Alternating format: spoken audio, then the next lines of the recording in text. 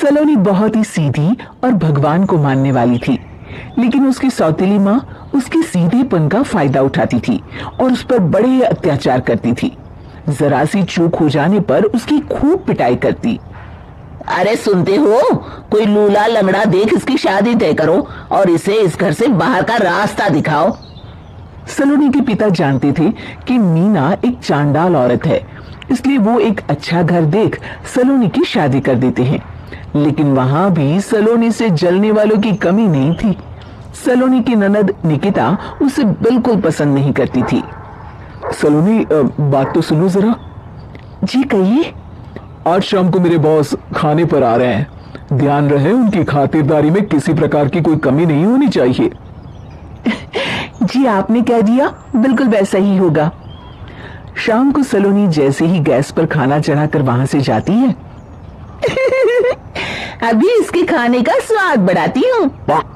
Nikita gas की आंच तेज कर देती है।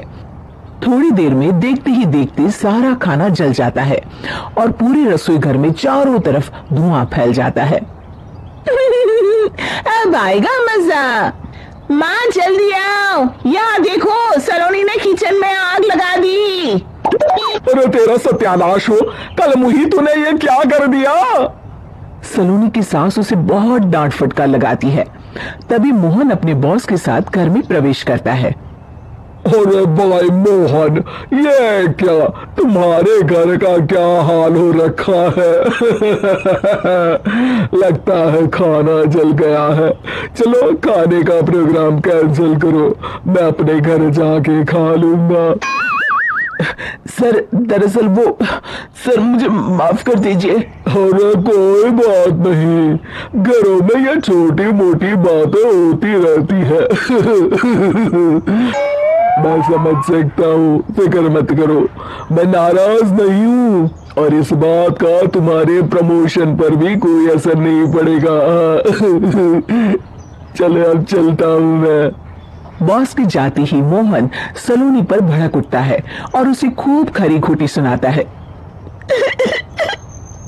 भगवान, मेरी माँ तो कहती थी कि अच्छे लोगों के साथ हमेशा अच्छा होता है, फिर मेरे साथ ही बुरा क्यों होता है? आखिर मेरी गलती क्या है?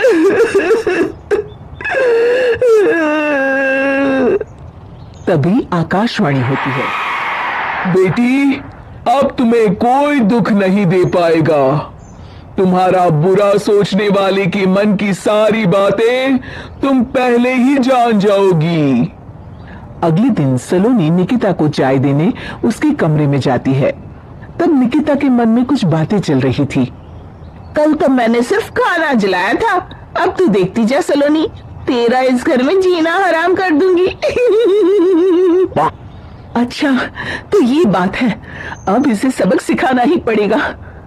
कुछ दिनों के बाद, सलोनी, मेरे कपड़े जल्दी से प्रेस कर दो, ऑफिस के लिए देर हो रही है। सलोनी मोहन के कपड़ों के पास प्रेस गर्म होने के लिए रख देती है और अपने कमरे में चली जाती है। तभी हॉल में निकिता आती है। सलोनी चुपके से उसे देख रही होती है। आज अगर मैंने ये कपड़े जला दिए तब तो पक्का मेरा भाई इस सलोनी की बच्ची को धक्के मार के घर से बाहर निकाल देगा। अरे तू क्या मुझे निकलवाएगी? महादेव है मेरे साथ।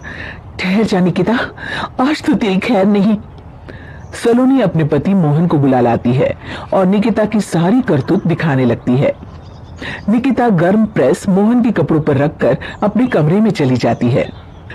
मेरी बहन इतनी बड़ी चालबाज निकलेगी, मैंने तो सोचा ही नहीं था। मुझे माफ कर दो सलोनी, मैं तुम्हें गलत समझ रहा था।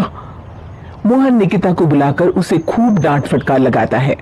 उस दिन के बाद से सलोनी की जिंदगी पूरी तरह बदल जाती है। सलोनी हर किसी के मन की बात सुन लेती थी। दूसरी तरफ निकिता का कोई भी दांव सलोनी पर नहीं चलता था और आखिरकार वो भी सलोनी के आगे घुटने टेक देती है। फिर एक दिन सलोनी की सास की सहेली ममता अपनी बहू कविता के साथ वहां आती है। कविता मन ही मन कहती है, अरे ये बुढ़िया पागल है जो मुझे यहाँ लेके आ गई। कहा मैं अपनी किटी पार्टी छोड़ के इसके साथ यहाँ मरने आ गई। पता नहीं कब तक इसे झेलना पड़ेगा। अरे ये जल्दी मरे और इसकी सारी जायदाद मेरे नाम हो जाए।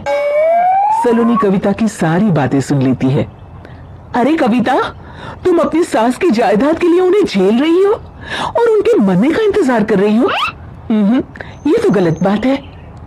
सलोनी की बात सुनकर कविता बिना देर किए कहती है, अरे ये तुमने कैसे सुन लिया? ये सारी बातें तो मैं अपने मन से बोल रही थी।